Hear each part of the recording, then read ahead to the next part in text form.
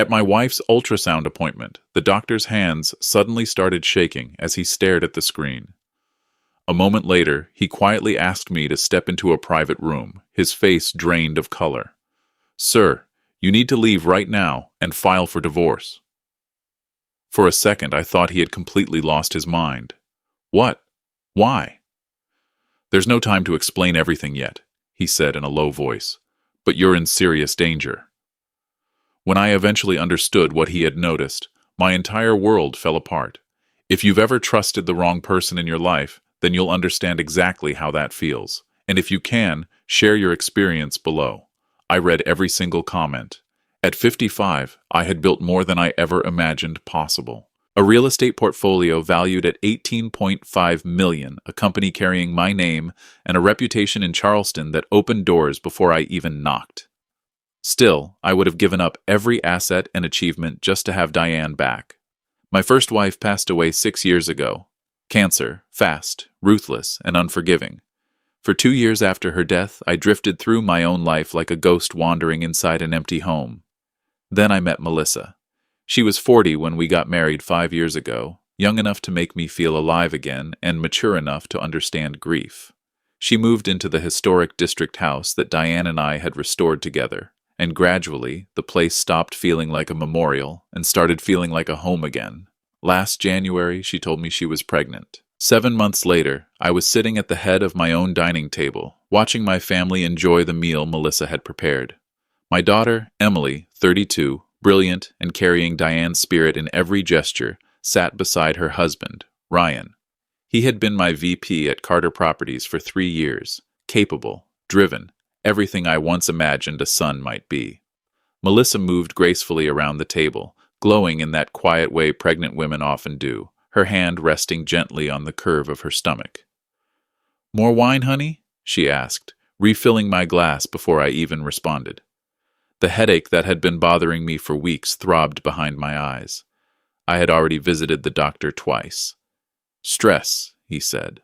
"Overwork. Nothing serious." "You okay, Dad?" Emily asked softly. "You look pale." "I'm fine, sweetheart," I said, forcing a small smile. "You've been tired a lot lately," Melissa added, her brow creasing with concern. She reached into her pocket, pulled out a small bottle, and shook 2 capsules into her palm. "Your vitamins. You forgot them this morning." I took them and swallowed with water. They had a faintly bitter taste, but vitamins sometimes did. "Oh!" Melissa's face suddenly brightened. "I almost forgot. The ultrasound appointment is next Tuesday at 10. You'll come with me, right? I really want you there." "Of course," I replied. "I wouldn't miss it." She smiled warmly and squeezed my shoulder as she walked past. Ryan grinned from across the table. "That's a big moment, Dad. Finding out if it's a boy or a girl." "We'll find out together," Melissa said, her eyes locked on mine. Warm, affectionate, perfect. The conversation drifted naturally. Emily talked about a new client at her therapy practice. Ryan mentioned that the Mount Pleasant development permits had finally been approved, with groundbreaking scheduled for June. Melissa laughed at something and reached across the table to hold my hand. I looked around at them. My family gathered at my table and felt something I hadn't felt since Diane died: gratitude. Except Ryan's hand lingered on Melissa's shoulder a second too long when he passed the bread basket. Except Melissa's phone buzzed 3 times during dinner, and each time she quietly turned it face down without checking. Except when I mentioned a hotel charge on the company card last month. Wentworth Mansion, 847. Ryan's expression froze for a brief moment before he calmly said, "Client dinner, the Harrisons from Atlanta." I didn't remember us pursuing any Harrisons, but I was exhausted. The headache was getting worse, and my family was here, whole and smiling. I took another sip of water, unaware that I was slowly consuming poison along with it. 3 days later, the headaches had become impossible to ignore. I woke that morning to find Melissa already dressed. Her face was tight with concern as she watched me struggle just to sit up. My entire body ached. My joints felt heavy, as if filled with lead, and nausea hit before my feet even touched the floor. "Daniel, you're seeing Dr. Matthew Hayes today," she said firmly, not a question. She was already holding my phone. "I'm calling right now." "I'm fine," I muttered, though even I no longer believed it. The vitamins she had been giving me weren't helping. If anything, I felt worse. "You're not fine." Her hand rested on my shoulder, almost convincingly gentle. "Please, for me." Dr. Matthew Hayes had been my physician for 15 years. He listened carefully as I described everything: the persistent headaches, the waves of nausea, the exhaustion that made climbing stairs feel like scaling a mountain. "Joint pain?" he asked, pressing lightly on my knees. I winced. "Started a few days ago." He leaned back and removed his stethoscope. "Daniel, you're 55. You run an $18 million real estate empire. You just took on that Mount Pleasant development." He gave me the look doctors reserve for high-strung workaholics. "Classic stress. Your body is telling you to slow down. But the nausea? Stress can manifest physically. GI issues, headaches, fatigue. It all fits the pattern." He jotted something down on his prescription pad.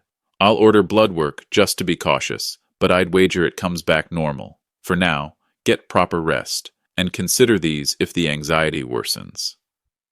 He handed me a prescription for anti-anxiety medication. Melissa squeezed my hand reassuringly. "See, I've been telling you to take it easy." That evening, she brought me chamomile tea along with another one of those large vitamin capsules. "Dr. Hayes said rest, so rest. I'll handle dinner," she said, kissing my forehead as if I were a child. I swallowed the capsule. The bitter taste lingered even after finishing the tea. My phone buzzed. "Emily." "Hey, Dad, just checking on you. Melissa said you saw Dr. Hayes. He thinks it's stress." "Good, that's good." She paused for a moment. "Oh, and those DNA kits I mentioned? They arrived today. Ryan and I are planning to do ours this weekend. Isn't that exciting?" Something cold settled deep in my chest. "Yeah, exciting." After we hung up, I kept staring at the ceiling, replaying that dinner from 3 nights earlier. The way Melissa's hand had slightly shaken when she handed me those vitamins. The glance she had exchanged with Ryan when Emily mentioned DNA testing. My instincts, the same instincts that had built a multi-million-dollar empire, were screaming that something was wrong. But Dr. Hayes had said stress. Melissa had said rest. And that night, when she gave me another capsule, I took it without hesitation. I swallowed another vitamin without questioning a thing. The ultrasound appointment was Tuesday morning, 10 days after that dinner. Melissa had been excited all week, talking nonstop about nursery colors, baby names, and whether we'd finally learn the baby's gender. I drove us to the medical center at Charleston Women's Health, her hand resting gently on mine whenever I shifted gears. "I'm so glad you're here," she said softly as we pulled into the parking lot. "This is our moment, Daniel. Our family. Our moment. Our family." The ultrasound room was dim and clinical, the monitor casting a soft blue glow as the technician applied cold gel to Melissa's rounded belly. I stood beside the bed, holding her hand, watching the grainy image flicker on the screen. "There's the head," the technician said calmly, moving the wand slowly. "And the heart. Strong rhythm. 140 beats per minute. Everything is developing beautifully for 32 weeks. Melissa squeezed my hand and smiled up at me with tears in her eyes. I returned the smile, though all I really felt was the dull, constant pressure behind my temples that had refused to go away for weeks. Then the technician suddenly froze. Her hands stopped mid-motion, and her eyes shifted toward a second monitor, the one displaying lab results instead of the ultrasound image. Something in her expression changed, just for a brief second. "Excuse me," she said quickly, standing up. "I need to get Dr. Michael Reynolds. Standard protocol, nothing to worry about." She left the room before either of us could ask anything. Melissa let out a nervous laugh. "That's never a good sign, is it?" "I'm sure everything's fine," I replied, though my chest felt tight. 5 minutes later, Dr. Michael Reynolds walked in, mid-50s, silver-haired, with the calm authority of someone who had delivered babies in Charleston for decades. He glanced at the ultrasound screen, then at the lab monitor, then at me, and finally at Melissa. "Mrs. Carter, I have good news. The baby is perfectly healthy. Strong heartbeat, proper development, no concerns at all." He paused briefly. "However, I do need to speak with your husband privately for a moment." Just some administrative matters regarding the prenatal screening panel. Melissa frowned slightly. Administrative matters? Now? It will only take a minute, Dr. Reynolds said, gently but firmly, gesturing toward the door. I followed him down the hall into a small consultation room. The door closed softly behind us. Mr. Carter, he began in a professional tone, as part of our standard prenatal care, we run a comprehensive screening panel. One component includes paternity confirmation. It helps ensure accurate medical history for the child. He turned the computer screen toward me. The results came back this morning. I stared at the report. Bold letters at the top read, Paternity screening results. Biological father match identified in system. Ryan Mitchell, 99.97% probability. Reference sample. Employee Wellness Program, March 2025. The words blurred, then sharpened, then blurred again. That's my son-in-law, I heard myself say. I know, Dr. Reynolds replied quietly. His voice remained steady, but there was something in his eyes that looked like carefully restrained anger. His DNA, collected during your company's employee health screening, is in the database. The genetic markers are a conclusive match.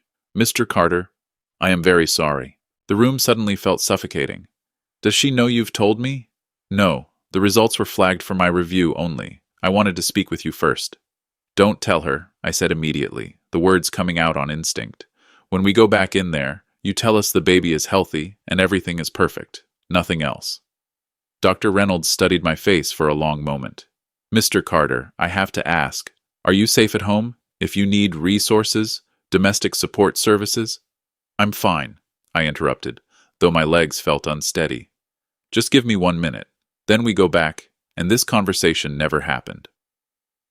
I stood alone in that consultation room, staring at Ryan's name on the screen while 30 years of building a life, a company, a legacy collapsed into a single, undeniable truth. My wife was carrying my son-in-law's child, and the vitamins she had been giving me for 3 months, the ones that made me weaker every single day, suddenly made perfect, horrifying sense. I walked back into the ultrasound room, smiled, and kissed Melissa's forehead. Everything okay? She asked. Perfect, I said softly. It's a boy. She burst into happy tears. I held her hand while Dr. Reynolds finished the scan, printed the photos, and offered warm congratulations. I drove us home, made lunch, discussed paint swatches, and when Melissa left for her prenatal yoga class that afternoon, I sat alone in my home office staring at the ultrasound photo of a baby that wasn't mine. Then I called the one person I had trusted for 30 years. David, I said when my attorney answered, I need the best private investigator you know, and I need him today. 2 days after the ultrasound, I unlocked my home office and quietly closed the door behind me. Melissa was out at another prenatal appointment, though now every appointment, every yoga class, every errand felt like a lie I had been too blind to notice.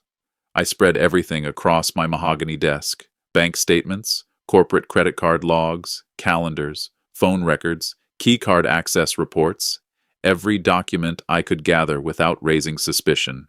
If Ryan was the father, and the DNA confirmed it with 99.97% certainty, then there had to be a timeline, a window of conception, proof beyond the clinical numbers on Dr. Reynolds' screen. I started with Melissa's pregnancy announcement, mid-January. She had told me she was 10 weeks along, tears in her eyes, her hand resting on my chest, voice trembling with wonder. We're having a baby. 10 weeks in January meant conception in early November. November, I opened my calendar. November 14th, 2024.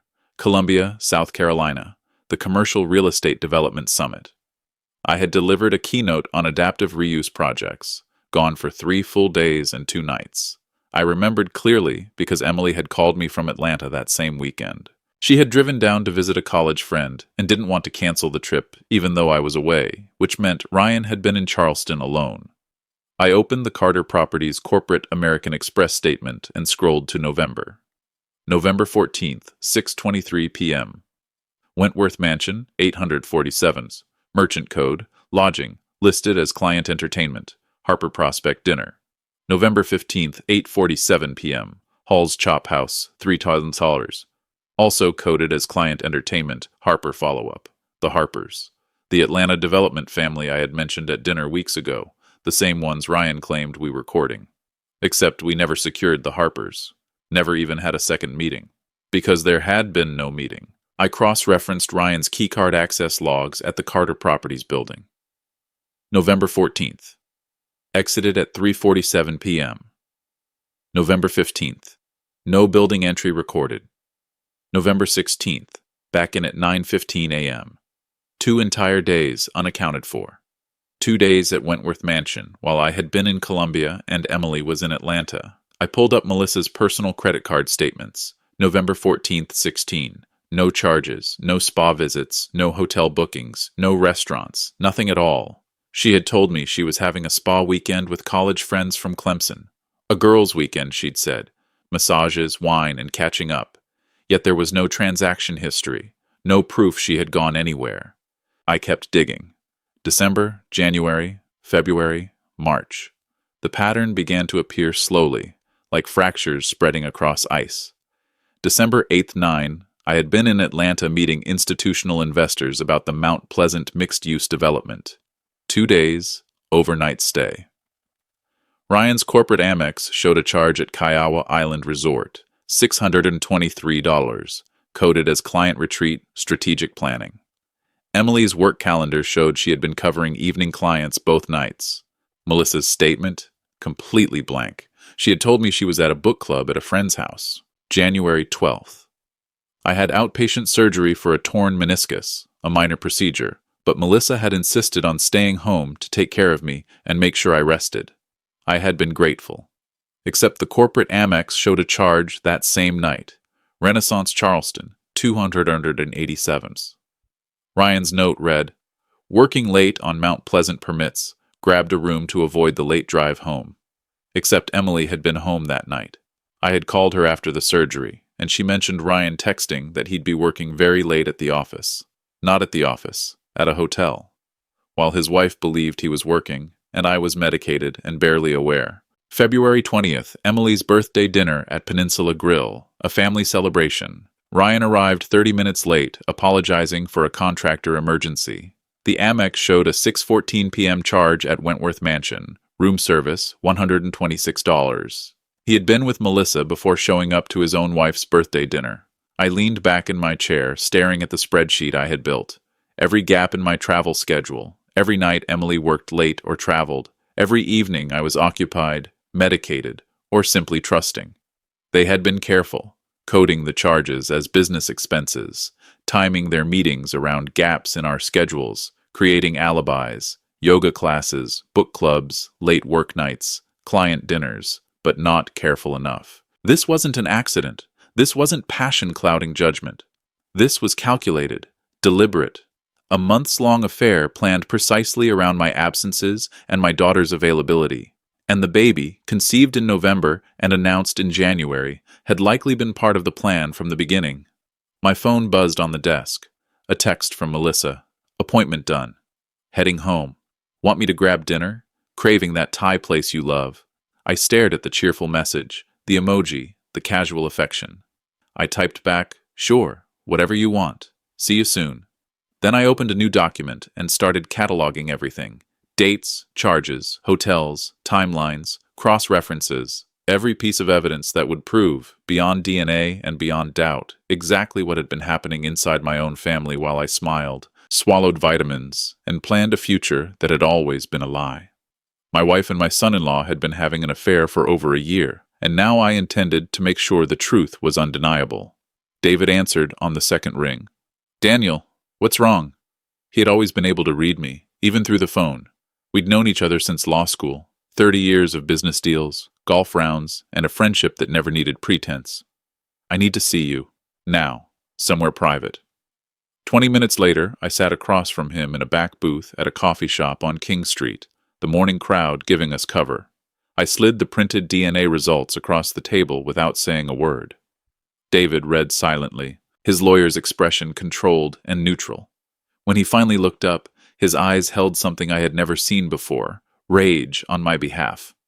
My God, Daniel. There's more. I handed him the timeline, the hotel charges, the policy documents, Everything I had compiled the night before. My voice remained steady, but my hand trembled slightly as I turned each page. David reached across the table and gripped my shoulder. I know someone, Marcus Cole, former Charleston PD, ran major crimes for over a decade before going private. If there's anything else to uncover, he'll find it. And he's discreet. This won't end up in the society pages. Marcus Cole's office was located above a small bookstore on Broad Street, accessible only by a narrow staircase. The man who opened the door looked exactly like someone who had spent years dealing with the city's darkest secrets. Late 40s, weathered face, sharp eyes that missed nothing. Jeans, button-down shirt, no tie, hands steady and capable. "Mr. Carter," he said, offering a firm handshake. David called ahead. "Please, have a seat." The office was minimal. Desk, 2 chairs, filing cabinets, and a wall lined with framed commendations from his police years. No wedding ring, no personal photos. A man who clearly kept emotional distance from the chaos he investigated. "Tell me what you need," he said, pulling out a legal pad. I walked him through everything. The DNA results, the timeline, Ryan and Melissa's affair, the hotel charges, the insurance policy. He took notes in quick, efficient shorthand, occasionally asking questions that showed he was already thinking several steps ahead. "I'll need access," he said when I finished. "Financial records, schedules, phone bills, anything you can obtain without alerting them. Corporate accounts, personal accounts, credit cards." He paused, studying me closely. "And I need to ask you something personal. How long have you been feeling sick?" The question caught me off guard. "What?" "You're pale. You've rubbed your temples twice since you sat down. Your hands are shaking," he said calmly, not accusing, just observing. "How long?" 3 months, maybe longer. Headaches, nausea, fatigue. My doctor said it was stress." Marcus's expression remained steady, but something shifted subtly in his eyes. "We're adding a medical investigation to the scope. Full background check on Melissa Carter. Every place she's lived, every alias, if any, and financial forensics on Ryan. I also want a complete list of everything you've ingested in the past 3 months. You think?" "I think coincidences are rare," he replied. He slid a contract across the desk. $15,000 retainer. I work fast, quietly, and thoroughly. No one knows I'm investigating unless you want them to know. I signed without hesitation. As I left, descending the narrow stairs back to Broad Street, my phone buzzed. "Melissa, where are you? I'm worried about you." I stared at the message for a moment before replying. "Meeting with a contractor. Home soon." My first lie to her. It wouldn't be my last. 3 days later, Marcus called while I was pretending to review blueprints at home. Melissa had gone to another doctor's appointment, or so she claimed. "Daniel, you need to come to my office," he said, "and you should sit down when you get here." I arrived within 15 minutes. His office felt smaller than I remembered. Manila folders were spread across his desk like a carefully arranged hand of cards. He stood as I entered, his expression controlled. "Sit," he said quietly. He opened the first folder and began laying out photographs. Glossy 8x10 prints, time-stamped. Each one felt like a small explosion. May 18th, 2025, 2:30 p.m., Wentworth Mansion Hotel. Melissa's silver Mercedes parked in the lot, Ryan's black Audi beside it. The next photo showed them standing between the cars, his hand resting on her lower back, her face turned toward him. The third captured the kiss. Not a casual peck. A kiss that spoke of familiarity, of repetition, of practice. They arrived separately within 5 minutes, Marcus said calmly. Standard behavior for people trying not to be noticed. More photos followed, tracking them through the lobby. Ryan's hand finding hers as they waited for the elevator. In the elevator camera, his hand tangled in her hair, her body pressed against his despite her visibly rounded belly. 2:47 p.m., third floor hallway, room 307. He tapped the timestamp. Ryan unlocked the door. Melissa entered first. The door closed. He flipped to the final photograph. 5:15 p.m., same hallway. They exited separately. Linda checked her phone first, smoothing her dress, while Ryan followed about 2 minutes later, adjusting his tie. I couldn't breathe. This was Wednesday, just 3 days ago. While I had been at the Mount Pleasant site actually working, they had been there. The room had been charged to this. Marcus slid a credit card statement across the desk. Carter Holdings Corporate, American Express. Ryan Donovan, line item, Wentworth Mansion Hotel, client entertainment, $487. That's embezzlement, Marcus said calmly. Using company funds for personal expenses. That's a felony. I stared at the photographs, Melissa's hand resting on Ryan's chest, Ryan's fingers tangled in her hair, the effortless intimacy between them. This wasn't just an affair. This was a relationship. A parallel life they had built while I signed insurance documents and unknowingly swallowed poison. How long have you been watching them? I asked. 3 days, he replied. They met twice. Wednesday at the Wentworth, and yesterday at a West Ashley development site. Your property, an empty lot. He paused. This isn't over. It's ongoing.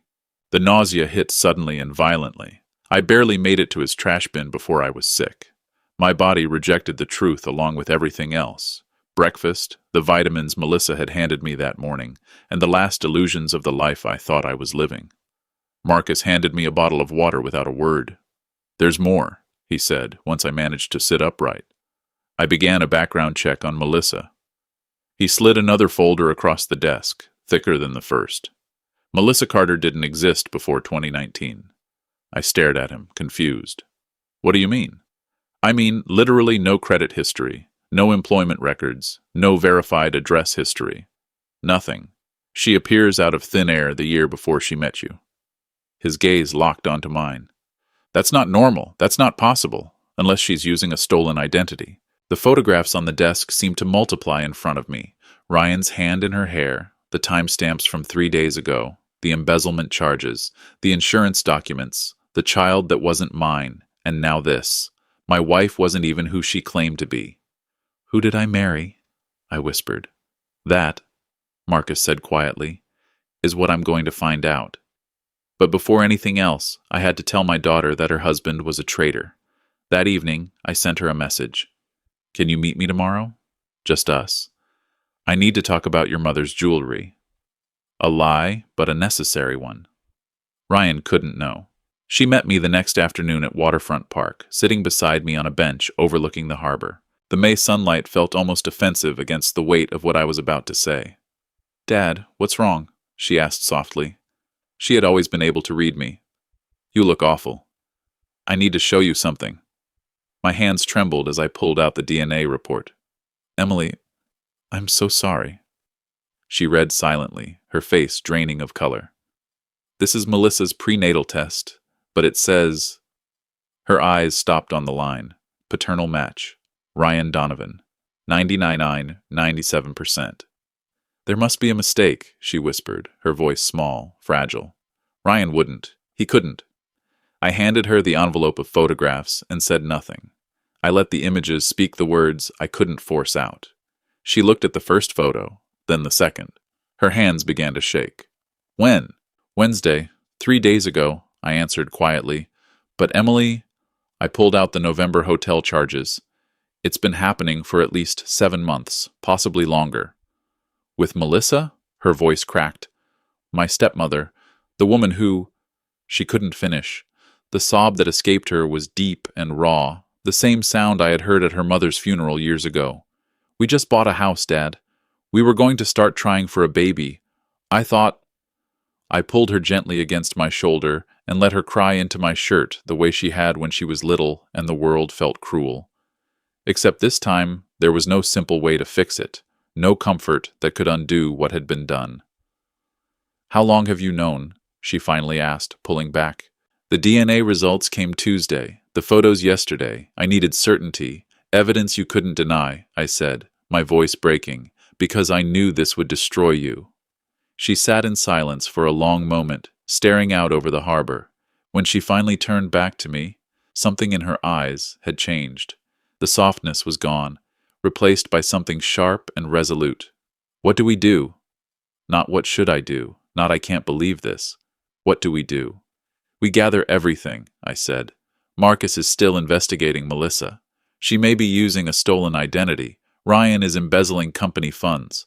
There's more here than just an affair, but we need them to believe we know nothing. Can you do that? Pretend everything is normal? She gave a bitter laugh. Smile at the man who's been sleeping with my stepmother while planning a future with me? She wiped her tears, straightened her posture, and nodded. Yes, I can do that. And Dad, when we're ready, when we have everything, we will destroy them. We will, I agreed quietly, and the cold certainty in her voice was both terrifying and magnificent. That night at dinner, Melissa's rule of 3 family meals a week, I watched Emily smile at Ryan across the table, ask about his day, laugh at his jokes, even touch his hand as if nothing had changed. Ryan smiled back, completely oblivious. I had never been prouder of my daughter. Marcus called the next morning. You need to see this, he said. Melissa Carter is a ghost. I was in his office within 20 minutes. Documents were spread across his desk, like evidence at a crime scene. At the center lay a death certificate, stamped with an official seal from the Texas Department of State Health Services. Melissa Marie Carter, born March 14, 1994. Died June 8, 2014. Cause, motor vehicle accident, Austin, Texas.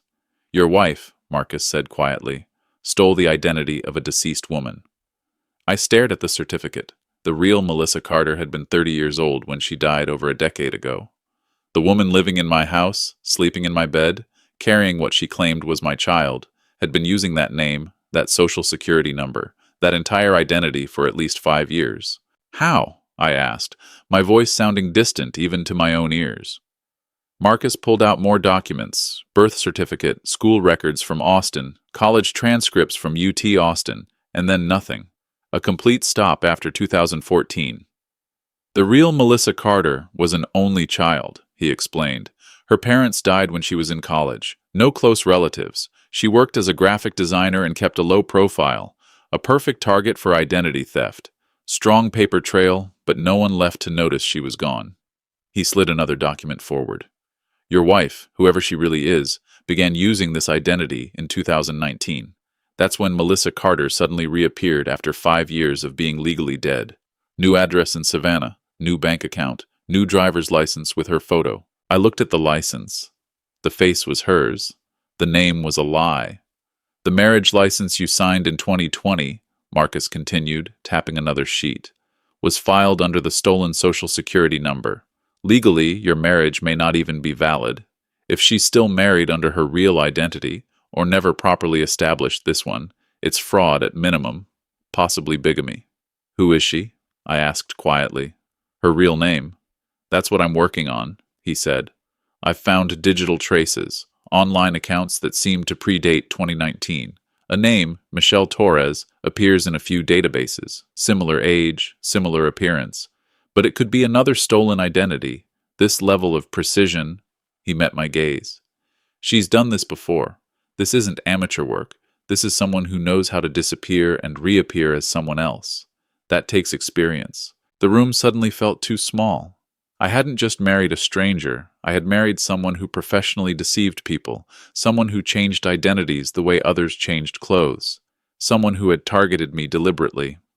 When we met, I said slowly, at that charity auction in 2019, she told me she had just moved to Charleston from Atlanta, said she wanted a fresh start after a bad breakup.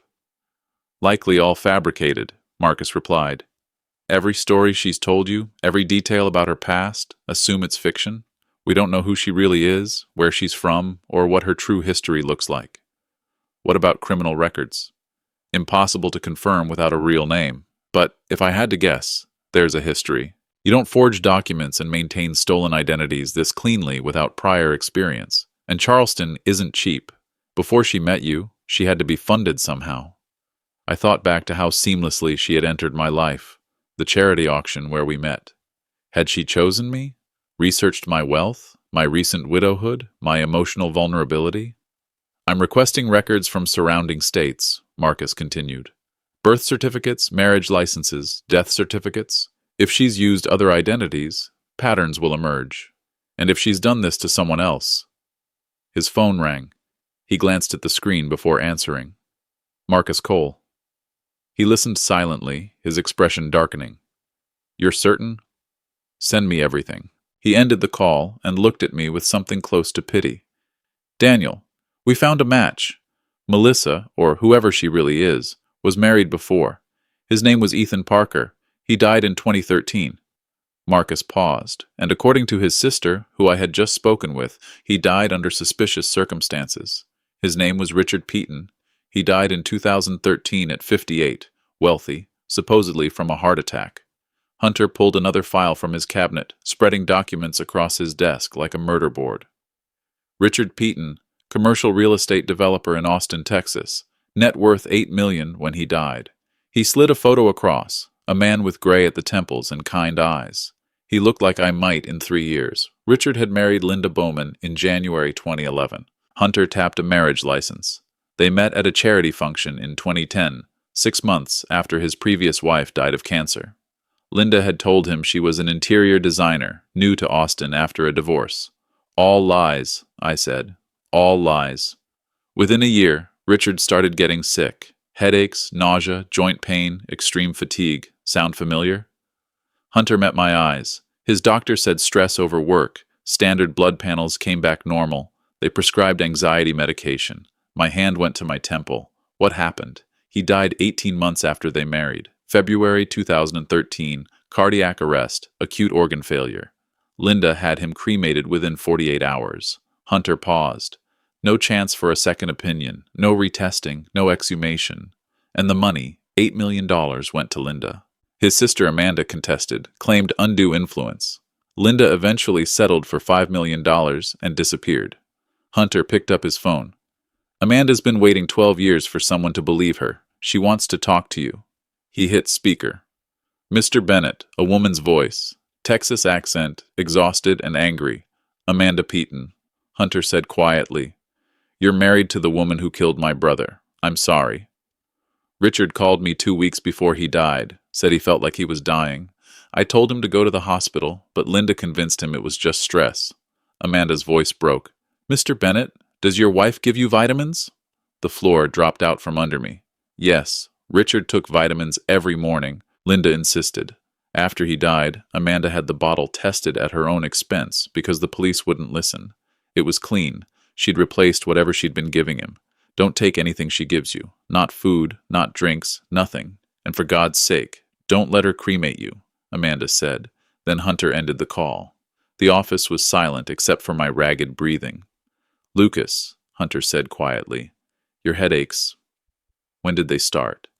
3 months ago, maybe longer. "When did you update your will?" I stared at him. "January. Linda had asked me to add life insurance, $5 million. She said it was for the baby." Hunter stood. "We need a toxicology screen today. Private lab. Confidential. And Lucas, stop taking anything Linda gives you. Not her vitamins, not her tea, nothing." I nodded, but my mind was on that photo. Richard Peaton, 58, trusting, dead. "I'm not sick," I said. "I'm being murdered." I went home each night, pretending everything was normal, smiling at Linda over dinner, declining her vitamins with excuses, stomach issues, trying to eat better first. She frowned but didn't push. She thought she had time. Hunter called at 8 the next morning. "Lucas, get to the lab." Dr. Andrew Mitchell was calm, professional. Hunter stood by the window. "Mr. Bennett, Dr. Rutherford didn't waste time. You have coltine in your system, significant levels. This is not accidental." "What is that?" I asked. "An alkaloid from the autumn crocus plant. In small doses, 6 milligrams, it treats gout. In larger doses, extremely harmful." He turned the screen toward me, showing a symptom timeline that mimicked natural illness, heart problems, kidney issues, general decline. Most doctors would miss it because it presents like multiple other conditions. That's why it's historically been used in criminal cases. "How much has she given me?" "Based on your blood levels and the timeline, I'd estimate 2 to 3 milligrams daily for 12 to 14 weeks, 4 to 5 times the therapeutic dose consistently." He met my eyes. "You've been on a dangerous trajectory. Another month, and we'd be looking at irreversible multi-organ failure, the same cascade that killed Richard Peaton."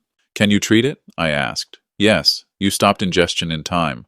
We start chelation therapy immediately. Aggressive hydration, organ monitoring. Your kidneys are stressed but functional. Liver enzymes elevated but not critical. Mr. Bennett, you're fortunate to be here. The only reason is whoever did this miscalculated timing." I thought about that afternoon in the ultrasound room 3 weeks ago. She ran out of time, I said. Hunter's voice was urgent. This is attempted harm. Premeditated, documented, ongoing. Medical evidence, pattern from Richard's case, Amanda's testimony. We call Detective Walsh right now. No, I said. Not yet. I looked at Dr. Mitchell.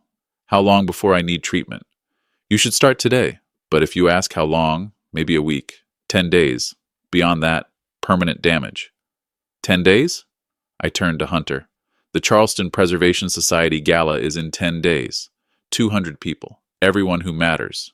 If we take action now, I said, it's a private takedown. Trevor walks away, Olivia dragged through months of tabloid chaos. What do you propose? We do it all at once. Public exposure, affair photos, embezzlement, identity theft, Amanda's testimony, medical proof. One night, one moment. No chance to spin or hide. We expose both of them in front of everyone, then authorities take them away. Hunter was quiet.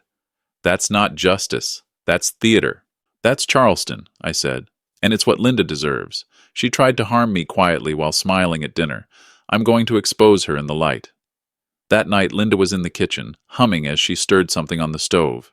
She turned, lighting up. Lucas, how was your day? She touched my shoulder. Are you feeling better? You seem tired lately.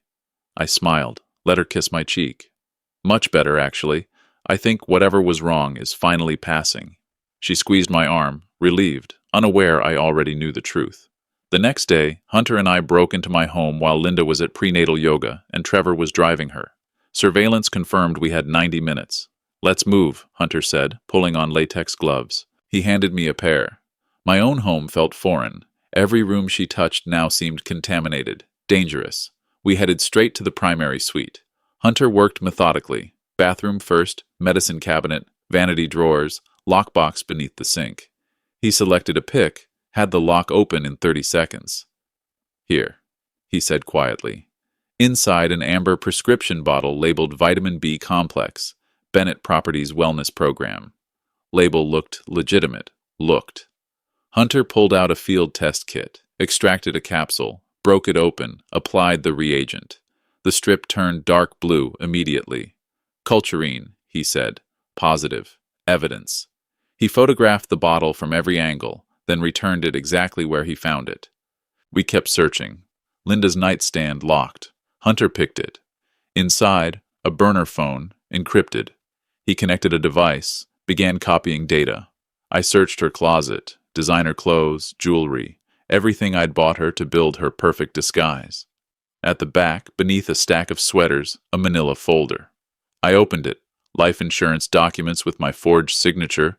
Policy increased from $2 million to $5 million. Beneficiary, Linda Bennett, dated January 2025. Hunter looked at me, then the documents. Forgery, he said flatly. She increased your policy without your knowledge, forged your signature. He photographed every page. More documents beneath. Bank statements, Cayman Islands account balance $127,000. Escape fund, he muttered. She'd been siphoning money for months. At the bottom, handwritten notes in her hand detailing a timeline. Trevor June. Timeline critical. After baby arrives, cleaner. Policy pays 60 days post-event. Cayman transfer untraceable. She planned to eliminate me after the baby, collect the insurance, disappear with Trevor. My hands were steady as I put everything back exactly as I found it. Folder in the same position, sweaters stacked the same way. No trace we'd been there. We have enough, Hunter said. Attempted harm, conspiracy, forgery, fraud. We call Walsh now. No, I said, pulling off the gloves. 8 days. We stick to the plan. She spent months planning this, months smiling while dosing me, pretending to be pregnant with my child while carrying my son-in-laws. We expose her in front of everyone. Then she gets arrested. Hunter exhaled slowly. 8 days. That night, Linda handed me a capsule at dinner. Your vitamin, honey, she said, smiling. You're looking so much better. I think they're really helping, I smiled, palmed the capsule, and later flushed it. For the first time in 3 months, I went to bed knowing I wouldn't wake up weaker. 8 days. The Charleston Preservation Society annual gala was 8 days away. 200 of the city's elite would be there, including Linda, Trevor, Olivia, and me. We met at Hunter's office first. Me, Hunter, Olivia, and Robert Fleming. The evidence covered Hunter's desk like pieces of a puzzle finally coming together. Surveillance photos, toxicology reports, forged insurance documents, bank statements from the Cayman account, Amanda Peaton's testimony about Richard. "This is enough," Robert said quietly. "He was my oldest friend, my business attorney for 30 years. More than enough. We can go to Detective Walsh today." "No," I met his eyes. They tried to destroy me quietly in the dark while smiling at me over dinner. "I'm going to expose them in the light in front of everyone they tried to fool." Olivia touched my hand. "Dad's right. Charleston society will finish what we start. They'll be pariahs, unemployable, toxic." Hunter leaned back. "Walk me through it." I pulled out the event schedule. 7:30 cocktail hour, 8:15 dinner, 9 p.m. I'm scheduled to give remarks, thanking sponsors, recognizing donors, standard foundation speech. "That's when we do it," Hunter said. I nodded. I give my speech, then make an unexpected announcement. "Hunter, you'll control the AV system. The ballroom has 3 large screens. At my signal, you put the evidence up. Every photo, every document, every piece of the puzzle." Robert asked, and then Detective Walsh and his team, waiting outside, come in with arrest warrants. Attempted harm, conspiracy, embezzlement, identity theft, forgery, fraud. I looked at each of them. It happens all at once. No time to spin, no time to hide. 200 witnesses. Olivia's voice was steady. "I want to be there. I want them to see my face when they realize we know everything." "Sweetheart." "No, Dad." Her eyes hardened. "I've been pretending for 2 weeks that my husband isn't having an affair with my stepmother, that he isn't planning to harm my father. I've smiled at him over breakfast, kissed him goodnight, acted like nothing's wrong. I can handle one more night, and I want to be there when it ends." Hunter pulled out a floor plan of the venue. "Olivia sits near the exit here. When Lucas makes the announcement, you leave immediately. Security will escort you out a side door. You don't wait for the confrontation." "Agreed," she said. Robert made notes. "I'll coordinate with Detective Walsh. The warrants need to be ironclad. No procedural errors they can exploit later." "Timeline?" Hunter asked. 7 days. I said, "We finalize the presentation, confirm Walsh's team positioning, brief venue security. Linda and Trevor can't know anything's changed." Hunter's phone buzzed. He glanced at it, frowned. "What?" "Surveillance update," I asked. "Linda's been making calls to private maternity nurses. She's planning something. The baby's not due for 6 weeks," Olivia said. "Plans change," Hunter said quietly. 7 days later, Linda went into early labor. The call came at 2 a.m., one day before the gala. "Lucas, it's time," she said, voice tight. "The baby's coming." I drove her to USC maternity in silence. Her hand gripped mine during contractions tightly enough to hurt. I thought, this is the last time I'll touch her as my wife. "You're so calm," she said between breaths. "I knew you'd be strong for me." Strong. The word felt obscene. Labor lasted 6 hours. At 8:47 a.m., a baby boy was born, 7lb2 Oz, healthy lungs, his cry filling the room immediately. The nurse cleaned him, wrapped him in a blue blanket, placed him in Linda's arms. "He's beautiful," Linda whispered, tears streaming. "Lucas, look at him. He has your nose." I looked at my son, except he wasn't my son. I saw Trevor in the shape of his eyes, the set of his mouth, but I also saw an innocent child who hadn't asked to be born into this web of lies. "He's perfect," I said, and I meant it. The baby was perfect, blameless. Linda smiled. "What should we name him?" "Let's wait," I said gently. "Make sure you're both healthy first." 2 hours later, Trevor arrived. "I wanted to be here for Olivia and Dad," he said, embracing me with practiced warmth. "Congratulations, Lucas. This is incredible." Olivia came with him, composed, beautiful. She hugged Linda, couched over the baby, played her role flawlessly. Trevor held the baby, face transforming into genuine love, the wonder of a biological father holding his son for the first time, unable to claim him. "He's amazing," Trevor said softly, voice cracked. "You guys are so lucky." Olivia stood beside him, watching her husband cradle the child he'd conceived with her stepmother. I saw her hands tremble, saw her swallow hard. "Can I hold him?" I asked. Trevor handed him over carefully. The baby was warm, solid, real. He opened his eyes, dark blue, unfocused, and made a small sound. This child will grow up knowing his mother tried to harm someone and his father betrayed his family, I thought. But he deserves a chance. He's going to have a good life, no matter what. Linda smiled at me from the bed. You're going to be an amazing father, Lucas. I left the hospital at noon. The gala was 7 hours away. Linda would be discharged tomorrow, too late to attend. Trevor would go alone representing the family while Linda recovered. Perfect, I called Hunter from my car. Change of plans. We do this without her. Without Linda? Hunter sounded uncertain. She's in the hospital with the baby. We exposed Trevor tonight. The affair, the embezzlement, everything. Detective Walsh arrests him at the gala. Then Walsh goes to the hospital tomorrow and arrests Linda for attempted harm, conspiracy, forgery, fraud. 2 separate takedowns. 2 separate takedowns. I confirmed. Trevor gets exposed in front of Charleston society. Linda gets arrested in a hospital bed. They both go down, just not together. Hunter was quiet for a moment. Olivia, she'll be there tonight. She deserves to see Trevor's face when the truth comes out. Understood. I'll adjust the presentation. Focus on Trevor's crimes. Linda's involvement comes later. 7 hours? I said. Hunter agreed. I sat in my car watching the hospital entrance. Inside, Linda held a baby she'd conceived as part of a plan to harm me and steal my money. Trevor stood beside her, playing the devoted son-in-law while being the biological father. And tonight, I would destroy him in front of everyone who mattered. Tomorrow, I destroy her. The Charleston Preservation Society Gala was everything Linda had wanted to attend. She'd chosen her dress 3 months ago, emerald green empire waist to accommodate her pregnancy. It still hung in our closet, unworn. I arrived at Hibernian Hall at 7:30. The historic building glowed with warm light, its grand ballroom transformed into an elegant showcase of Charleston society. Crystal chandeliers, silk table linens, centerpieces of magnolia and jasmine. 200 guests in evening wear, champagne flutes catching the light, including Linda, Trevor, Olivia, and me. Mrs. Constance Sheffield, doyenne of the historic Charleston Foundation, greeted me immediately. Lucas, we heard about the baby. Congratulations. Where's Linda? She and the baby are doing well, resting at MUSC.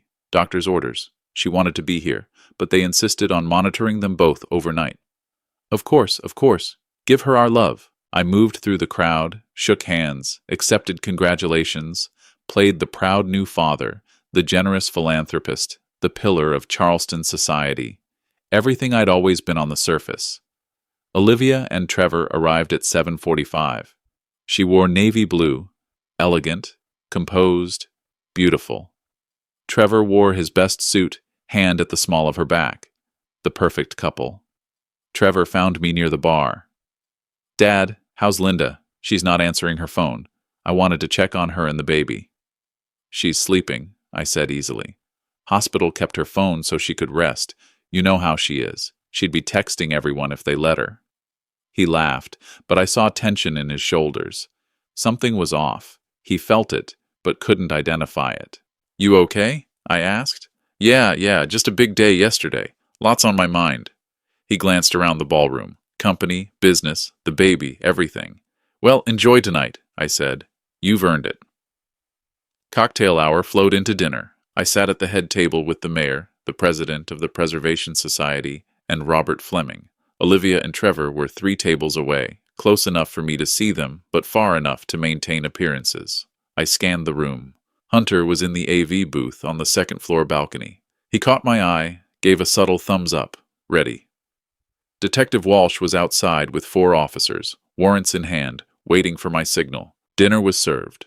Crab soup, shrimp and grits, pecan tart, Charleston's finest. I barely tasted any of it. Olivia sat across from Trevor, laughing at something Mrs. Patterson said. She caught my eye. A flicker of connection, silent communication across the ballroom. We can do this. At 9 p.m., the society president stood, tapped her glass. Thank you all for being here tonight. Before we conclude, I'd like to invite our most generous sponsor, Mr. Lucas Bennett, to say a few words about this year's preservation initiatives. Polite applause, expectant faces. I stood, buttoned my jacket, walked to the podium at the front of the room. The ballroom quieted. 200 people turned toward me. Friends, colleagues, people who'd known me for 30 years. They smiled, waiting. They had no idea what was about to happen. I placed my notes on the podium, didn't look at them, looked instead at the faces before me. Mrs. Sheffield in the third row, the mayor at the head table, Trevor 3 tables back, expression guarded, Olivia beside him, hands folded perfectly still, Hunter's silhouette in the AV booth backlit by equipment screens, Detective Walsh outside ready. I gripped the edges of the podium. "Good evening," I said. "Thank you for being here. I want to start by talking about trust, what it means to build something, to believe in someone, to invest in a future together." The room was silent, attentive. I looked directly at Trevor. And what it means when that trust is broken. They had no idea. I adjusted the microphone. "Thank you for being here. I want to talk about preservation, but not the kind you're expecting." Polite chuckles, expectant faces. 5 years ago, I remarried. Linda brought light back into my life, or so I thought. Yesterday, she gave birth to a baby boy, my son, I believed. I let the word hang. But 3 weeks ago, I received a DNA test result sent to me by mistake. I nodded to Hunter. "The first image, please." The screens flickered to life. Biological father, Trevor Donovan. Probability. 97% silence, then gasps. Trevor shot to his feet. "This is insane." "Sit down, Trevor. I'm not finished," I said. Olivia's hand pulled him back, her face unreadable. "The affair has been ongoing for over a year." Hunter advanced the slides, surveillance photos, Trevor and Linda at Wentworth Mansion kissing, entering room 307, timestamps November 14th, May 18th. Whispers exploded, phones emerged. "But that's only the beginning," Hunter said. "Next slide, bank statements. Trevor Donovan has embezzled over $120,000 from Bennett Properties to finance this affair. Hotel rooms, dinners, all charged as client entertainment, all fraudulent." Trevor's face drained. "Dad, I can explain." "Can you explain this?" The next slide, a death certificate. Linda Marie Bennett died August 3rd, 2014. The room went deathly quiet. My wife had stolen the identity of a woman who passed away 11 years ago. Her real name was unknown. She had been previously married to Richard Peaton, a real estate developer in Austin. Next slide, Richard's obituary. Richard Peaton passed away suddenly in 2013. Cardiac arrest, multi-organ failure, cremated within 48 hours at his wife's insistence, no autopsy. I paused. His symptoms, headaches, nausea, fatigue, the same symptoms I'd been experiencing for 3 months. Next slide, toxicology report. Substance detected. Colchicine, level 4, well above toxic range. For 3 months, my wife had been giving me capsules she called vitamins. They were colchicine, a substance which in the doses I had been receiving is harmful, eventually fatal. Mrs. Sheffield sobbed. Phones were up, recording. Linda had planned to end my life, collect $5 million in life insurance. She forged my signature to increase the policy and disappear with Trevor and the money, the same pattern she had used with Richard Peaton. Final slide, arrest warrants. Linda Bennett, a.k.a. Michelle Taus, Trevor Donovan. "Detective Walsh, they're yours." The doors opened. Walsh entered with 4 officers. Trevor tried to run. Officers were on him immediately. "Trevor Donovan, you're under arrest for embezzlement, conspiracy, and fraud." Trevor's hands were cuffed. The room erupted. Voices, flashes, chaos. USC Maternity Ward, room 312, 9:07 p.m. Linda sat propped up in bed, the baby sleeping in the bassinet beside her. She'd changed into her own silk pajamas. The hospital gown had been too ugly. She scrolled through her phone, looking at messages from friends asking about the baby. Next year, she thought, with Lucas's $5 million, I'll be at every event I want. The door opened. She looked up, expecting a nurse. Instead, 2 uniformed officers entered, Detective Walsh behind them, expression neutral. Linda's smile froze. "What's going on? Is something wrong with my husband?" Walsh's voice was flat, professional. "Linda Bennett, or whatever your real name is, you're under arrest." "What?" She sat up straighter. Arrest for what? Attempted harm, conspiracy, identity theft, fraud, and forgery. Walsh nodded to the officers, read her rights. This is insane, Linda's voice rose. I just had a baby. You can't. Your husband just exposed everything in front of 200 people at Hibernian Hall. Walsh held up his phone, showing a video of me at the podium. It's over. The affair with Trevor Donovan, the embezzlement, the fact that you're not Linda Bennett. She died in 2014. Richard Peaton. The coltacine poisoning. Her face went white, then red. Her hands clenched the sheets. Trevor, already in custody, arrested 7 minutes ago. For a moment she said nothing, then her expression shifted, shock dissolving into cold, calculated fury. I want a lawyer. You'll get one, Walsh said, gesturing to the officers. One officer stepped forward with handcuffs. Linda held out her wrists, jaw tight, eyes burning. As they cuffed her, she glanced at the baby. Her insurance policy, her golden ticket, gone. What about my son? She asked. Hospital Social Services has custody until family court determines placement, Walsh said. He'll be safe. She didn't look back. Hibernian Hall, 9:15 p.m. Olivia stood. Someone handed her a microphone. Trevor, she said, voice clear, steady, devastating. I loved you. I trusted you. I wanted a family with you. You destroyed that. She paused. I'm filing for separation tomorrow, and I thank God we never had children together. The room burst into applause. Mrs. Sheffield rushed to embrace her. The mayor shook my hand. Robert Fleming appeared at my side. My phone buzzed. A text from Walsh. Linda in custody. Baby safe. Both suspects transported. It's done. As they led Trevor out in handcuffs, he looked back at me, not with anger, but with something that looked almost like relief. The story hit every news outlet by midnight. Charleston real estate mogul exposes wife's conspiracy at charity gala. I woke the next morning to over 200 text messages. News vans lined the street outside my house. My phone rang constantly. Reporters, old friends, curiosity seekers. Robert Fleming arrived at 8 a.m. Don't say anything to the press, he said firmly. Not a word. I'll handle statements. You focus on recovery and Olivia. The arrangements happened within 48 hours. Linda appeared via video from the detention center. Orange jumpsuit, hair pulled back, no makeup. She looked nothing like the woman who'd smiled at me over dinner for 5 years. The judge denied bail. Flight risk extreme. Defendant used the stolen identity, has unknown true name, access to offshore accounts. Remanded to custody pending trial. Linda's face remained blank, cold, calculating. Trevor's arraignment was in person. His parents sat in the back row, his mother crying, his father stone-faced. Bail set at $500,000. They paid it. Outside the courthouse, his father made a statement. We are horrified by our son's actions. He has brought shame to our family. We will cooperate fully with authorities. Public disownment, swift and brutal. Olivia filed for separation 3 days after the gala. Fraud, infidelity, emotional harm, Robert explained as he reviewed the paperwork. South Carolina allows expedited proceedings in cases of documented infidelity. 30 days uncontested. Trevor's not fighting it.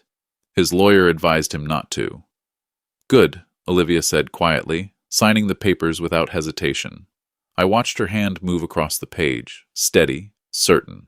My daughter was stronger than I'd ever given her credit for. The baby remained in state custody. Hospital Social Services had temporary guardianship, Robert explained. Trevor's parental rights were under review. His criminal charges complicated things. Linda's rights would be terminated given the charges against her. What happens to him? I asked. Foster care, most likely, then adoption, if parental rights are fully terminated. I thought of the baby, 7LB2 Oz, dark blue eyes, innocent, blameless. He deserves a good family, I said, someone who will love him despite where he came from. Olivia touched my hand. We'll make sure he's taken care of, Dad, somehow. 2 weeks after the gala, we met with Robert and Detective Walsh for a strategy session. Texas approved the exhumation order for Richard Peaton. Walsh said, if we find coltacine in the remains, Linda faces additional charges in Texas, potentially capital charges. Robert nodded. Federal charges were also likely. Wire fraud, interstate identity theft. Trevor was looking at 10 to 15 years. Linda could face life without parole, possibly more if Texas pursued their case. Her real name, I asked. Still unknown, Walsh admitted. We're running prints through every database. She's been careful. No prior arrests under any identity we can find. Hunter spoke from the corner. I'm working on it. She slipped once. She'll slip again. That night, Olivia and I had dinner at home. Just the two of us. No press, no lawyers, no police. Quiet. Thank you, Dad, she said, for protecting me. I failed you, I said. I brought her into our lives. You gave me the strength to fight back. She met my eyes. You showed me what real integrity looks like, even when it cost you everything. I reached across the table and took her hand. We'd lost so much, but we still had each other. 3 months later, the trial began. The courtroom was packed. South Carolina versus Linda Bennett, or Michelle Torres, as we finally learned her real name, had drawn national attention. Hunter's investigation had broken through. Michelle Torres, born in Shreveport, Louisiana, prior arrests for fraud in 3 states under different names, a ghost leaving devastation in her wake. The evidence was overwhelming. DNA results, surveillance photos, toxicology reports, bank statements, forged insurance documents, Amanda Peaton's testimony, and the final piece, Richard Peaton's exhumation confirming colchicine in the bone marrow. Texas filed separate charges. The jury deliberated for 4 hours. We find the defendant Michelle Torres guilty on all counts, life without parole in South Carolina, another life sentence in Texas for Richard's case. Michelle's face remained cold as they led her away. No tears, no remorse, just ice. Trevor's trial was shorter. He accepted a plea deal, 12 years, eligible for parole after 8, for embezzlement, conspiracy, fraud. At sentencing, he looked at Olivia. I'm sorry, Olivia, for everything. She didn't respond, just stood, held her head high, and walked out. 6 months after the trials, life began to resemble normal again. My health had fully recovered. Dr. Rutherford pronounced me clear. No residual organ damage, just routine monitoring. Bennett Properties was stronger than ever. Trevor's embezzlement had been repaid through asset seizure. I established a foundation in Diane's name, the Diane Bennett Fund for Domestic Violence Prevention and Elder Protection. Our first grant went to a program training doctors to recognize coercive control and slow-acting harm. Olivia returned to her work as a therapist, specializing in betrayal trauma. She told me once, helping others heal helps me heal. The baby, now almost 6 months old, had been adopted by Amanda Peaton. Richard would have wanted this, she told me when the adoption finalized. This child gets a fresh start, a family that will love him for who he is, not what he represents. It felt like justice, imperfect, but real. On a cool November afternoon, I visited Diane's grave. The magnolia tree we'd planted had grown tall, its branches spreading wide. I sat on the bench beneath it. I'm okay now, Diane, I said quietly. I think you'd be proud of how Olivia and I fought back, how we protected each other. I paused. I miss you every day, but I'm finally ready to live again. The wind rustled through the leaves. Peaceful Sunday brunch with Olivia had become our new tradition.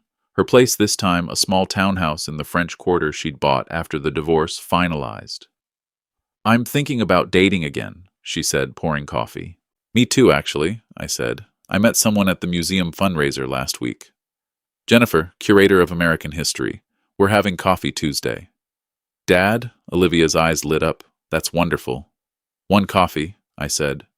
We'll see. She reached across the table, squeezed my hand. We're going to be okay. Yeah, I said. We are. Sunlight streamed through the windows.